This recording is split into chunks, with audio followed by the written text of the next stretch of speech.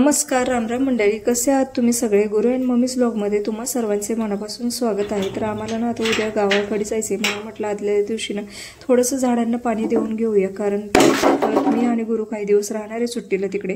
गुरुचे पप्पाच येणार आहे तिकडे, मग ते कधी देत आहेत किंवा नाही त्यांच्या लक्षात राहते किंवा नाही, म्हणून म्हटलं चला आपण आपल्या हाताने देऊन घेऊया. आणि तसंही ना आता हिवाळा आहे म्हणून तर वाटतच नाही, खूप जास्त ऊन पडते आणि त्यामुळे बिचाऱ्या झाडांना देखील पाण्याची खूप जास्त गरज लागते, म्हणून म्हटलं आपल्या हाताने देऊया. नंतर परत त्यांना फोनवरती सांगता येईल की तुम्हाला टाइम भेटेल तसं त्यांना थोडं थोडं पाणी द्या म्हणून. आता खूप जास्त झाडे नाहीयेत, जे काय आहेत ना पहिले लावले होते ना त्यातलेच काही झाडांनी सर्वाइव्ह केले, काही बिचारे जळून गेले. म्हटलं जेवढे आहेत तेवढ्यांना तरी आता जपलं पाहिजे, म्हणून मग तेवढेच प्रयत्न चालू आहेत. दिसायला तर तुम्हाला आता काही म्हणजे एवढं व्यवस्थित दिसणार नाहीत, कारण खूप छोटे छोटे आहेत. त्या म्हणजे फक्त त्याला म्हणजे जे काही मी फांद्या वगैरे लावल्या होत्या ना त्याला फक्त पाणी फुटले, त्यामुळे एवढं काही व्यवस्थित दिसत नाहीये.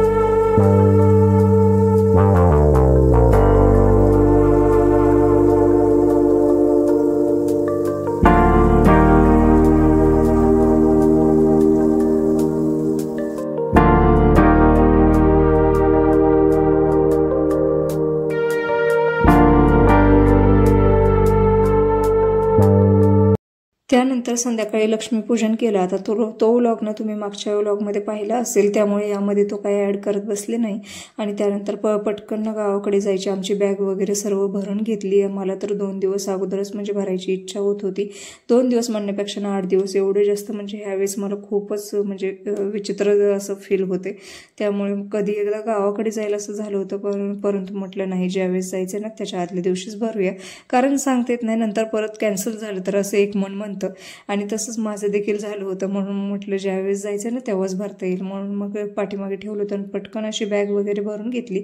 आता डायरेक्ट पुढचा व्हिडिओ म्हणजे दुसऱ्या दिवशीचं दाखवते.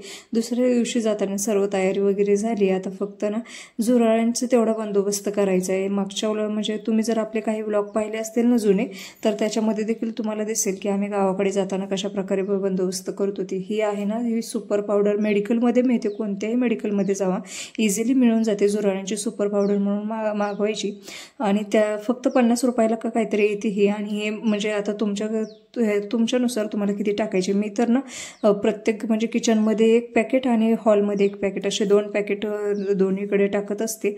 आणि त्यामुळे ना खरंच म्हणजे याचा झुरळांवर खूप जास्त म्हणजे परिणाम होतो. आपण येईपर्यंत ना सर्व झुरळ मरून जातात आणि पुढील 5-6 महिने तरी म्हणजे काही झुरळ दिसत नाहीत. आता आपल्या साफसफाईवर देखील आहे पुढील म्हणजे त्याच्यापेक्षा जास्त म्हटलं तरी म्हणजे ते म्हणजे दिसणार नाहीत. परंतु झुरळांचं असं आहे ना की त्यांची संख्या दिवसेंदिवस वाढतच जात असते. थोडंसं एक जरी राहिलं ना तरी 2-4 झुरळ म्हणजे एका झुरळाचे 4 पट झुरळ होतात असे म्हणतात. आणि त्यामुळे म्हटलं म्हणजे फक्त ना आपलं हे जेव्हा आपण गावाकडे जाईल ना तेव्हा टाकायचं. आता आम्ही ना दिवाळीला आणि उन्हाळ्याला असं 2 टायमिंगला गावाकडे जातो, त्यामुळे मग तेवढ्या 2 टायमिंगमध्ये टाकलं तर परत मग आम्हाला झुरळांनी म्हणजे जास्त म्हणजे काही प्रॉब्लेम येत नाही. तसं तुम्ही देखील प्रयत्न करू शकता, बघू शकता. कारण ना बाकीचे जर तुम्ही स्प्रे वगैरे वापराल ना तर म्हणजे लवकर तुम्हाला याचा इफेक्ट दिसणार नाही, परंतु हळूहळू ना तुमच्या शरीरावरती याचा खूप जास्त साईड इफेक्ट होतो. आणि मला याचा खूप जास्त वाईट अनुभव आलाय, कारण मला ना याच्यामुळे ना श्वसनाचे म्हणजे ॲलर्जी झाल्यासारखी झाली होती. मी 2-4 वर्ष तरी त्याला फेस करत होते, यामुळे खूप हॉस्पिटल वगैरे केले होते. एक्सरे देखील काढायची वेळ आली, परंतु तरी देखील ना त्याच्यामध्ये काहीच निघत नव्हतं आणि ॲलर्जी तर होती. आणि डॉक्टरचं म्हणणं होतं की जोपर्यंत तुम्ही ना हे स्टॉप करत नाही ज्याच्यामुळे तुम्हाला हे ॲलर्जी होती, त्यांना पण समजत नव्हतं, पण ते म्हटले की जोपर्यंत तुम्ही हे स्टॉप करत नाही ना ज्याच्यामुळे होते तुम्हाला वाटत असेल तसं, तोपर्यंत याच्यावर काहीच होऊ शकत नाही. शेवटी ॲलर्जी ही ॲलर्जी असते, त्यामुळे तुम्ही देखील काळजी घ्या. आणि अशा प्रकारे ना झुरळ झुरळांचा म्हणजे बंदोबस्त केला ना, यामुळे काय होतं की एकदाच आपल्याला ही पावडर यूज करावी लागते. स्प्रे किंवा इतर काही बॉटल असतील ना, किंवा जे तुम्ही झुरळांसाठी यूज करता, तर ते घातक असतं आणि ते कसं म्हणजे आपल्याला सतत यूज करावं लागतं, त्यामुळे त्रास होतो. त्यामुळे ही पावडर एकदा यूज करायची, टाकायची 2-4 दिवस आपण म्हणजे जेवढे दिवस गावाकडे जाईल तोपर्यंत इथे त्यांचा पूर्ण बंदोबस्त होतो. आल्यानंतर सर्व घर व्यवस्थित साफ करायचं. आता पुढे तुम्हाला ना पुढच्या व्लॉग म्हणजे नंतर गावाकडून आल्यानंतर एवढं काही दिसणार नाही, कारण ना त्याच्या आम्ही याच्या अगोदर गुरुचे पप्पा येणार आहेत. परंतु मागचे व्लॉग पाहिले ना तर त्याच्यामध्ये दिसेल की कशा प्रकारे ना झुरळ म्हणजे मरून गेले ते. आणि अशा प्रकारे तुम्ही देखील म्हणजे प्रयत्न करून बघा, खरंच यामुळे खूप फायदा होईल. म्हणजे मला वाटतं की माझ्याप्रमाणे ना इतर लेडीजला काही हा त्रास होऊ नये, म्हणून मग माझा तेवढंच प्रयत्न.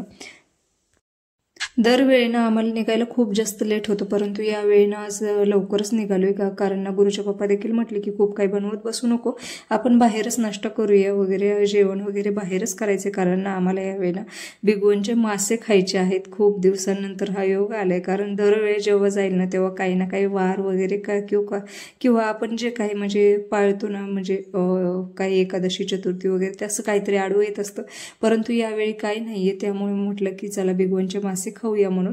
आणि त्यामुळे स्वयंपाकाचं टेन्शन नाहीये, फक्त पटकन आंघोळ वगैरे केल्या आणि जे काही घरातलं आवरायचं होतं तेवढं आवरून निघालो आम्ही. आणि बाहेर तुम्ही बघू शकता ना की म्हणजे केवढ्या छान उरळीमध्ये ना एवढे नर्सरी आहेत ना, बघताच असं म्हणजे तिथले प्लांट घ्यावं वाटतात. परंतु दरवेळी म्हणते, परंतु घेणं काही होतच नाही. असो. आणि त्यानंतर आम्ही पुढे नंतर एकाचं नको करायला, कारण पुढे म्हणजे माशावरती ताव मारता येईल मस्तपैकी. त्यामुळे मग इथे फक्त ना आता आणि दुपारी आता मस्त मासे खाऊ. आणि तसंही आम्ही ना बिगवणमध्ये ना म्हणजे दरवेळी वेगवेगळे हॉटेल ट्राय करतो, जेणेकरून म्हणजे प्रत्येक ठिकाणची चव माहिती व्हायला जेव्हाही योग येईल त्यावेळेस. आता या अगोदर ना 2 ठिकाणचे म्हणजे एका ठिकाणी व्हेज खाल्ले, एका ठिकाणी मासे खाल्लेत. आता बघूया आणखीन एका हॉटेलमध्ये जाऊ. आता पाठीमागचे म्हणजे काही व्लॉग नव्हते, त्यामुळे तुम्हाला काही तसं दाखवता येणारच नाहीत की मी कोणत्या हॉटेलमध्ये खाल्ले, परंतु या हॉटेलमध्ये बघू की कशा प्रकारे टेस्ट आहे वगैरे. आणि मी हे हॉटेलनं रील पाहूनच आले. आता बघू कसं म्हणजे आहे वाटते ते.